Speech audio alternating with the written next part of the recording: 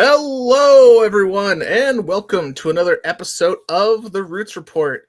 I'm Daniel Poulter, Oakland Roots beat writer, covering the team this season. And for this week's upcoming game against Monterey Bay FC, I have invited a lovely guest that is an expert on everything Monterey Bay FC. Good sir, thank you so much for coming on and introduce yourself to all the lovely people. Sure. So thank you so much, Daniel. My name is Andrew Martin. I'm with the Union Report. I do that with my friend Chris Moulton, who unfortunately couldn't make it tonight. He had another obligation, but for the past few years, we've been doing podcast interviews. We have a blog, social media, and just trying to cover all things MBFC. Yeah, I've been perusing their stuff this season, and for a resource for Monterey Bay, I cannot stress enough. Go check out their stuff. It is high quality, and especially for covering a team for Monterey Bay, a fun team down there in Monterey Bay Seaside area. I highly recommend it. Please go check them out.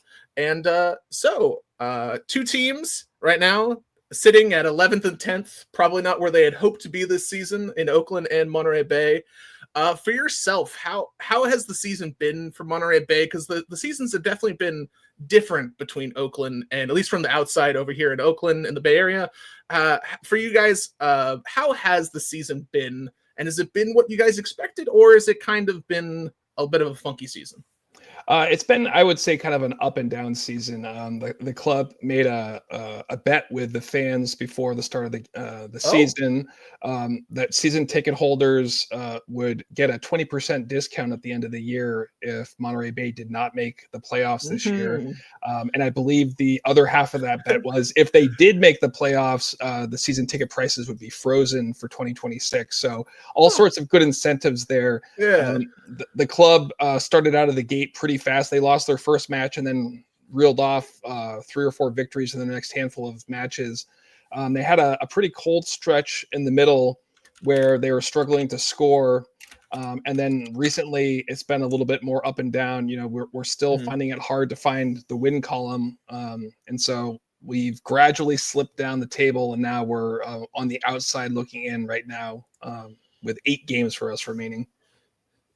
Yeah, that's the thing I've noticed most about the end part of the season, and we'll get to the future of these two teams for the remaining 8 and 10 games. But that 22 looms really large on the standings, where I see them. That I've seen Monterey Bay slowly slide down and not have the games in hand, where I'm just like, okay, they're gonna have to flip the switch fully here if it's going to be playoff time for Monterey Bay. And to be fair, same with Oakland, because this team has showed a lot of promise, but also has kind of slowly fallen back into its old ways of not living up to expectations of what they want to be, what they dream and hope to be, and what actually is reality. Right. I completely agree with that. I mean, speaking from the Monterey Bay fan perspective, I think that we have, in my opinion, the most talented club we've had in 4 years, the entirety of our existence. But we're still looking to capitalize at the end and see if we can get into the postseason. Yeah, especially I really liked from what I've seen of highlights, and I believe that first game, that the goalkeeper I've really liked. He's very twitchy, and he's leading the league in saves, which is probably not the thing you want to be known for, is having a goal, but a goalkeeper that at least stops the things going in front of him is something you'll gladly take. And I've really liked what I've seen from him. I don't know. I know contracts are such a fun thing to figure out when it comes to the USL. But overall, how much this team do you think? Like, what's been like the building blocks the last let's say 5 to 10 games? Is there anything kind of a few players that are going in the right direction for you guys? Yeah, I think that in particular, MBFC has done a nice job of stacking up players on the attack that are high energy guys, big usage rates. I'm talking guys like Anton Soyberg. We just brought in Tarek Scott from MLS and MLS Next Pro. I did see that move. Yeah, young Xavi Nalati, when he's in the matches, he's got a lot of giddy up. We have Luke Ivanovic, who came over from Australia. He's provided a good punch on the attack. And then Elijah Paul was particularly effective early in the season, and he's had some injuries he's kind of fought through in the second half of the season so far. But he was the 6th overall pick in the MLS draft just 2 years ago. Super, super talented guy. And I think having all those guys up front, and also I don't want to miss adding Johnny Klein from Charleston a few weeks back. I think that he's a really important addition too. He's shown some things in 3 matches so far. Yeah, it's been very like, because like I've followed the leagues for a couple years and kind of been piecing things together, but what's is there, and it's like it's somewhat in reverse for Oakland, and I guess it's a little bit the same, but I've always been told / seen a little bit that there's something like you guys, Monterey Bay starts really strong usually, and you're like, oh, maybe like this could be the year, like, and especially early against Oakland Roots, they get that 3-2 victory, and people are going, is this the year like that you guys are going to break free? And then I'm not sure if it's like July or August, and something just kind of like breaks down. And I get the USL season is very long. Yeah. Is there any like rhyme or reason for that? Or is that just one of those weird things that just happens with this team? Well, from my perspective, especially this year, and I think it's probably applicable in the past as well, but I think that they start the season with a strong plan of what they want to do and who they want to be. They get out of the gate strong, and then like in any sport, opponents start to make adjustments. And then I think, Monterey Bay needs to make counter adjustments. And in some cases, I think this year they wanted to start as a possession-based team, really hogging the ball. And I think that they've kind of fallen off from that. I don't have the numbers in front of me exactly, but I think that they're probably in the bottom half of the league in terms of possession time. And it's just about making those adjustments. I think the talent's there. I think we have a great coaching staff. And I don't think it's a coincidence per se, but I think it's all about adjustments at the end of the day. Totally fair. Yeah, over the last little bit, it's been very, very funky with Oakland, because I always look on the positive side of things, especially like you have a 3-3 tie against Sacramento. And I do believe, have you, are you deep in the Hyphy Cup lore that's going around right now? I'm not, I don't think. There's a bunch of the fan groups are making a trophy between Monterey Bay, Sacramento, and Oakland for who wins the most points out of the 3 of them against each other. Okay. And I think Monterey Bay is still alive. Oakland is completely eliminated. But I think whoever wins in the last game between Monterey Bay and Sacramento, I think there's a little fan thing going on that front. And maybe more of a, but I think it's I know I've seen a lot of the Oakland fans talking about it, but the Oakland Roots continue to be a little bit of enigma, especially when it comes to scoring this year, which I'm not, especially with your guys' goalkeeper. I'm not that in this upcoming week. Seems like I may be being negative around, but it feels like a game that Monterey Bay is just going to come into the Coliseum and just snag a win. The Roots have been always struggled this season at the Coliseum, which is a shame for how like historic the building is and what you really want to win for fans. But last week's collapse against Lexington, this feels like a team that this game is either going to show me that they still have the ability to make the playoffs, or that this could be the final knockout blow. Because the Roots are only, 6? Let me do some fact checking. 6 points out of Orange County, and you guys are 3 away from Orange County in the standings. So with 10 games left, yes, you could still make that up, but a loss to Monterey Bay, I think, would be a season ender for Oakland. And I'm kind of expecting it at this point. It's this part of the season is where Oakland usually collapses, and this feels like a time where Monterey Bay's, especially after only winning 2-1 in the Jägermeister Cup in a scrimmage type environment, though Oakland played most of their starters that game, though a few of those players are no longer on the team. it feels like for me, and this could just be recency bias, but this seems like the one where if either of these teams are going to be playoff teams, they have to get 3 points in this weekend's game. Right. It really feels like it. Yeah, I can totally see this being kind of like a quasi playoff game in its own right. And, with all due respect, I have no problem if Monterey Bay goes into town and whoops some butt. So no, and I always because I went to the last one. I do regret not going to the Monterey Bay game. I'm looking to hopefully go to next year's game. Check out that stadium down there. Plus, you can't go wrong with going down to Monterey and Seaside. You can't really go wrong with that. So. Right. Yeah. No, I think we have a great environment too for visiting fans. I from a sports perspective, I really like mutual respect, and I think that Oakland and Monterey Bay have that in spades. I think it's such a cool dynamic because it's a really good rivalry, but it's a healthy, respectful one as well. And my times up in Oakland have been terrific as well. Yeah, are you making the trip up or no? I did last time for the Jägermeister. I'm not going to be able to this weekend. I have another obligation. I'm going to sneak away from that to watch it like in a closet somewhere, but I won't be able to go up to the game. Unfortunate, but hey, at least you made it once to the Coliseum, so you can't. It's not too bad. Right. See it. Is a fun little building, but it definitely shows its age. But it's a beautiful old historic site. So, I'm intrigued to see what they do for next season, but that's a discussion for another time. Right. We'll see where they end up. And maybe be back in the Coliseum, but yeah. But between the two teams, 1 win in the last 5 games for both of them. With Oakland picking up a strange 2-0 victory over Loudoun. That's the other thing I've noticed about Oakland this season. They kind of play up to their level of competition.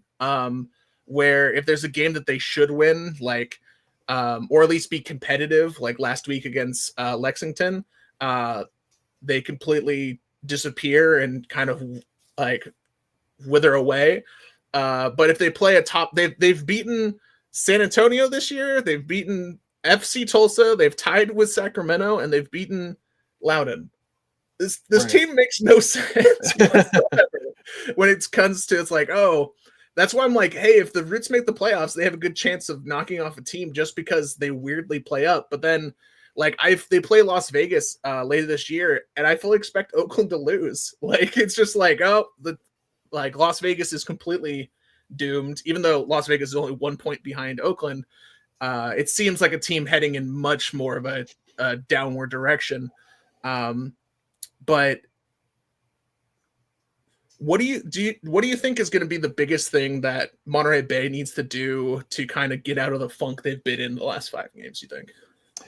Sure. I think for me, the biggest thing would be if they could have a little bit of a scoring bonanza, even in the matches where they've, gotten a victory or draw recently. The scoring's not really been there in droves. I think that a match where they could get 3 or 4 goals, and I'm not saying it's going to happen on Saturday, but just generally speaking, if they could get a game where they netted 3 or 4, I think would do wonders for their confidence, and I think would really inform all other aspects of their game too, including defense. Yeah, I also looking at I forgot I looked at this last week, but it was yes, the easy schedule of FC Tulsa twice and Sacramento. That's not a fun stretch for any team. Right. And then San Antonio this past weekend. Exactly. Yeah. Because what was the third one? There was San Antonio and Monterey has not had an easy game, but Oakland is the easy game. Oakland is the game you guys should get. But I want to go back to Maury Donor. He has been a absolute surprise for Oakland. It's not the prettiest thing in the world sometimes, but you can see his will to want to will something to happen. And especially when he first arrived, that was he took a right side that was basically just a black hole. And I think he's right now, he's 3rd on the team in goals, I think, counting Jägermeister Cup games, which says a lot about the rest of the Oakland Roots roster, more than him scoring. But I know he has a historic his time with the club, but the Oakland Roots are also basically the Monterey Bay like light because we got Kai Green as well. What happened last year with him heading off to Detroit? Is there any story with that one, or is it just it was time for him to kind of move on? I mean, honestly, I'm not sure what the actual dynamics were in terms of him moving to Detroit. I know that I think he's got family in Canada. I don't know if that played into it, if he was looking for an opportunity elsewhere, if the club was looking to capitalize on moving like a solid veteran because they did bring in quite a younger roster this year. But yeah, for 3 years, he was our Iron Man. He played all, but I think a handful of seconds of basically every match. And, he's a pro's pro. You're not going to find anyone, more professional than Maury. So, 100%. Yeah. The couple press conferences we've had with him, he's been an absolute delight. So, I don't know fully where he takes this team. Like, I think he definitely could stick around next year for Oakland. It all depends if this front office, to be honest with you, is still here. Because if Oakland doesn't make the playoffs, there'll be a lot of questions for everyone involved. Though I have quite enjoyed Benny Feilhaber as the head coach. His style of play has brought in a lot out of the midfield, especially Panos, which was one of the larger additions this year, because he was absolutely lost when it came to the previous regime. But it's I don't trust this team enough because I was looking at the points, and it's like they had to get in 11 games about 15 points, because 39 points is probably the playoff line, roughly. Okay. Yeah. At least with estimations and all that stuff, it could be a little bit lower, a little bit higher. And do I think Oakland now could win 6 games in 10? No. I think they can get close. And it may be one of those things where Oakland ends, especially if they can get any points against Monterey Bay. This is one of those times where I think they may finish 9th, and then a lot of questions are going to be funky because it's like, oh, they finished the season well, but they talked up this whole season, like in the preseason, was like, oh, we only want playoffs. We only want, like, they were talking a lot of big game, and the front office and everyone has really not backed any of it up when it comes to Oakland this season, outside of putting on. I've quite enjoyed the home games at the Coliseum. Some people are not the biggest fans of when it's not that 26,000 we had against San Antonio and it's full. It looks a little sparse, but I quite like the venue, though. I want to make a trip down to Monterey Seaside, or just check out the more local venues, especially when Sacramento makes their new stadium, and just kind of see what's possible with like one of those small stadiums that's like you can fully get that environment going. Right. Yeah, I think the good news, though, for this year, I think it should give anyone that's towards the bottom of the table a little bit more heart. Is the Western Conference has just been so funky. It really has. Other than Tulsa, I mean, it really feels like potentially, El Paso and Sacramento are up there as well. But it really feels that there's, 7 to 9 teams that could probably make a legitimate run if everything fell into place, and not in a, totally out of left field way. But yeah, like with the West has been so, like with the East, like we know in theory it should be Louisville or Charleston, but the playoffs are always good old like crapshoot. But the West truly feels like, hey, whoever wins 3 games at the end of the season, that's probably who I'm going to favor going forward. Be it like if Colorado Springs squeaks in again, and like I wouldn't bet against them, or like especially with how much Phoenix scores or the defense of Sacramento. All these teams are, no one is perfect and no one is complete. Even Tulsa, like they lost to Oakland in Tulsa, which is still one of the stranger games I've seen this season, especially with the previous regime coaching change. The West is truly fucking. I've given up a lot of hope. Where like I'd say about a month ago, we were a lot of Oakland. When I was looking at message boards and fans and people, they're like, "Hey, the West is so crumpled.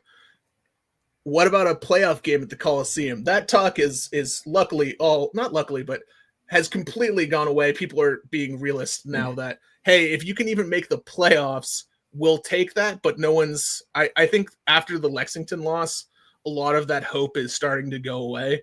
Yeah. Especially because they basically scored with 6 minutes into the game and turtled for 84 minutes.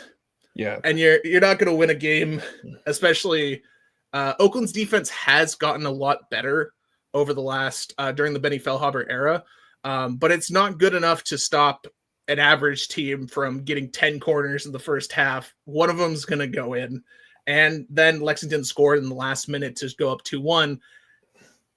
There was nothing to talk about the game because they only defended. It was such a weird viewing experience because I was checking in on other channels and like everyone knew that they were going to score. Lexington was going to score, and everyone knew that they were going to win. right. So that's why I would be very surprised if Monterey Bay doesn't win this game. Though that just also then just screams, hey, this will be a 0-0 tie, and we kind of both go, oh, okay, sure. Yeah.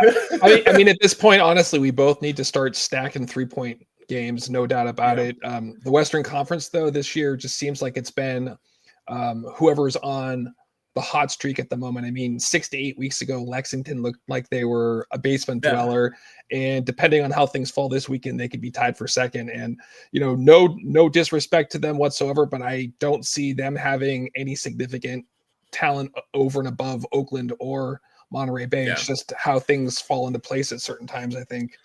Yeah, like I like the strikers for Lexington. When I saw them last week, they like you could tell that they have the kind of the force and the twitch that you want from that position, and they wanted it more last week. Of course, you are a West Coast team going and playing in like humid Kentucky.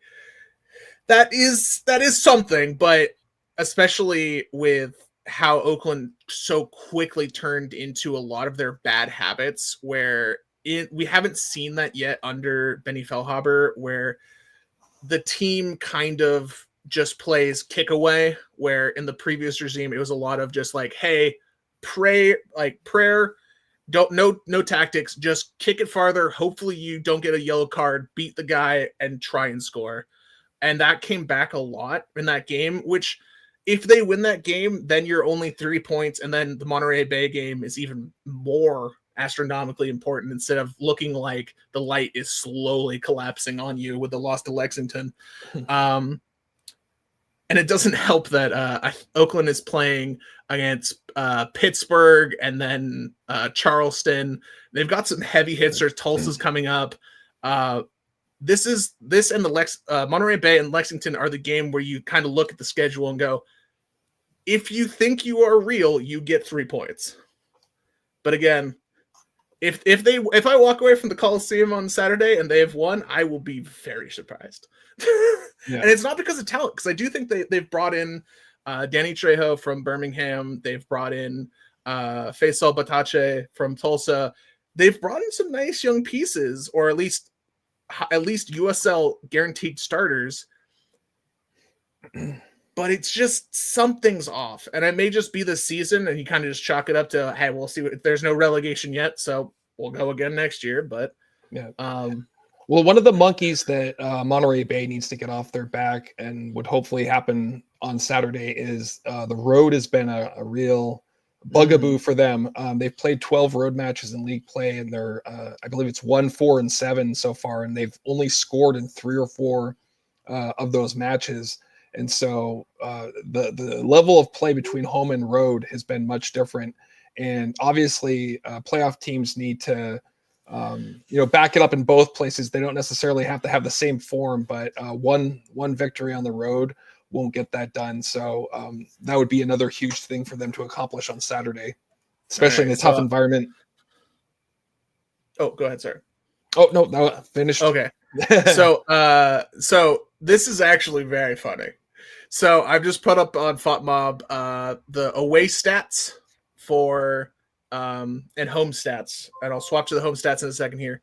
But yeah, as you said, Monterey Bay second worst in the Western Conference, only behind Las Vegas. I'm not sure about Jägermeister Cup games, but we go to the home game.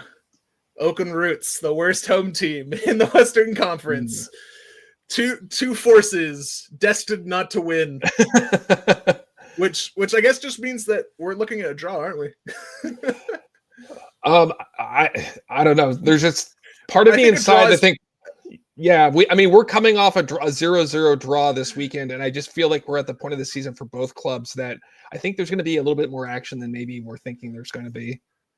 It definitely could be. Well, I'm more from the standpoint of just the nature of football fate, where it's either going to be 0-0 and all fan bases are annoyed that they only got what, like, it feels like a draw. Both fan bases are just going to be pissed because they're like, this didn't help. Like, yeah, a point is great because it still technically heads you in the right direction. But both these teams need a win so bad to keep their playoff dreams alive that it could also be a weird game where it's just like 3-3, or like that'd be a 3-3 draw, worst case scenario for all. Right.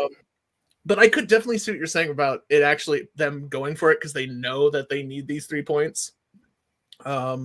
Especially in a game where Oakland, the last time they won at home, oh god,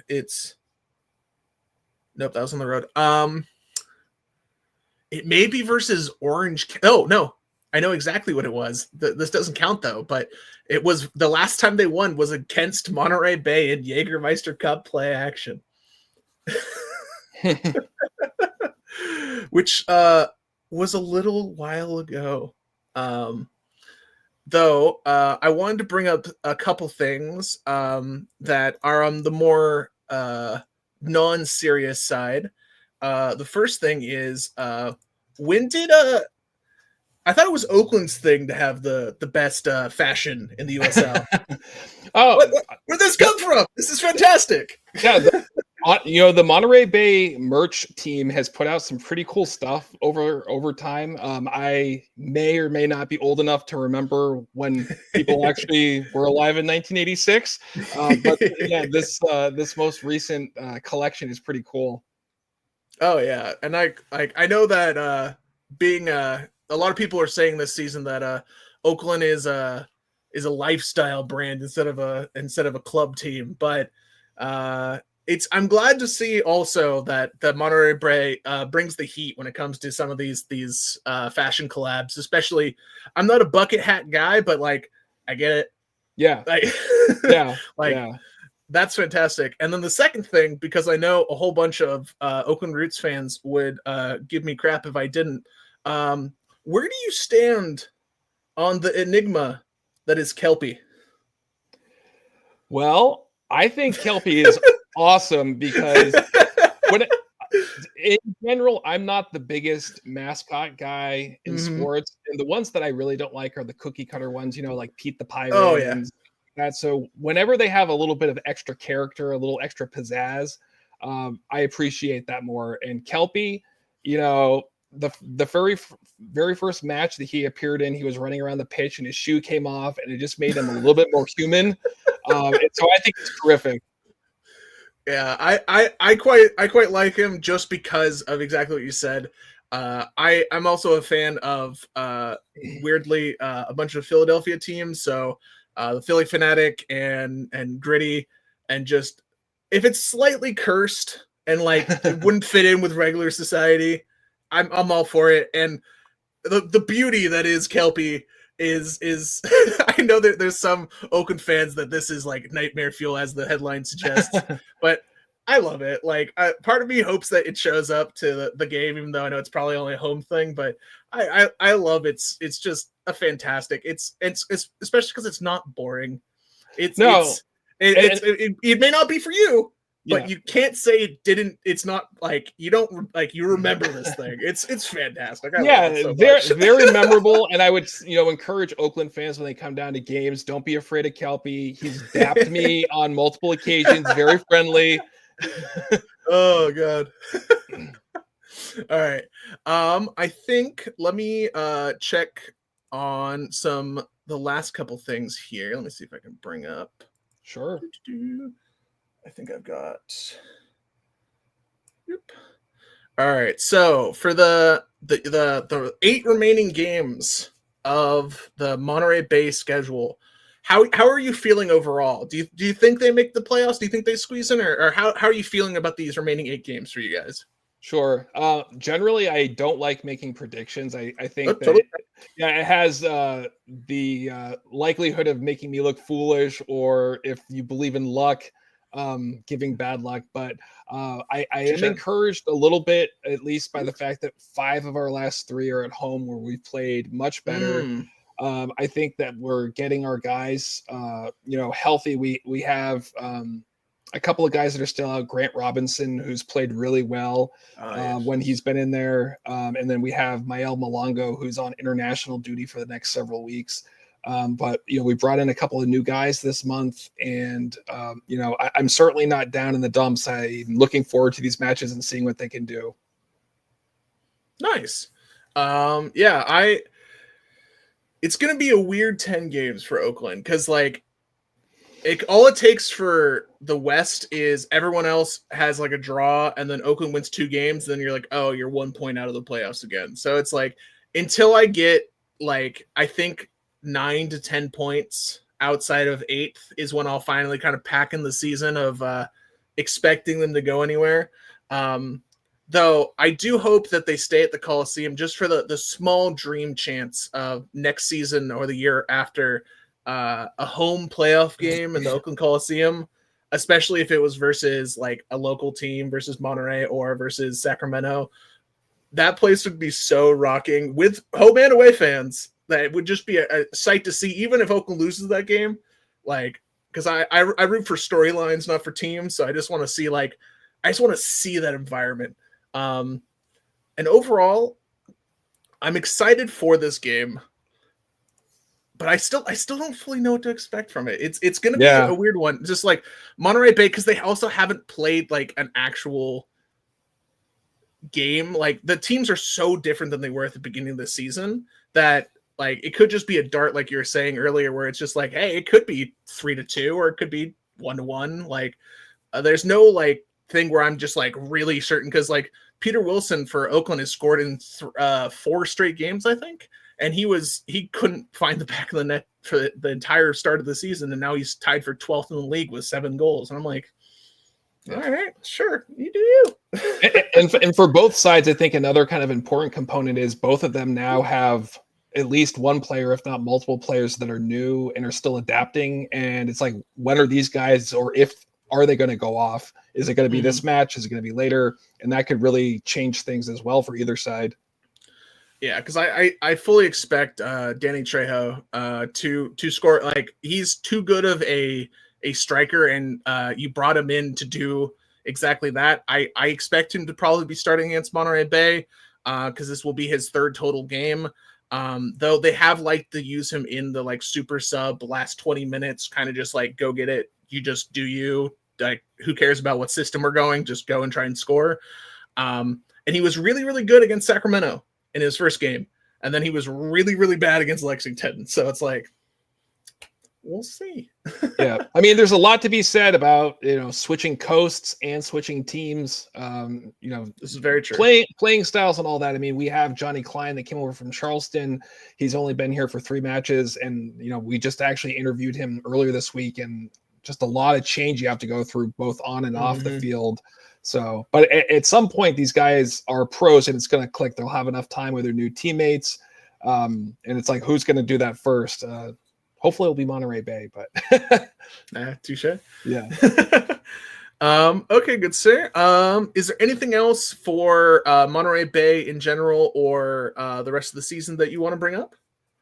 No, I mean, I think that really we're going to be focused on that playoff push again. The wager that the club made with season ticket Yeah, holders is a big one, because I'll and definitely be watching that now as well. So yeah, and we're in year 4. I think it'll be amazing if we made the playoffs, but it does feel like we're building something positive, regardless of how the season ends.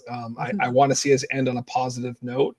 But other than that, that's that's the thing that's got my focus. yeah. All right. As we head out of here, would you like to plug your where can the fine people find you, good sir? Sure. So the Union Report, we have a YouTube channel. We're on basically all the social medias, Instagram, X, Blue Sky, Facebook, and then we also have a blog on Medium that we post on our socials as well.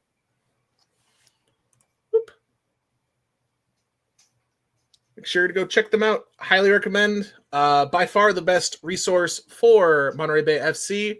And as always, thank you so much for it. And thank you so much for being on, good sir. And good luck to Monterey Bay for the rest of the season. Hopefully both these teams figure it out. And who knows?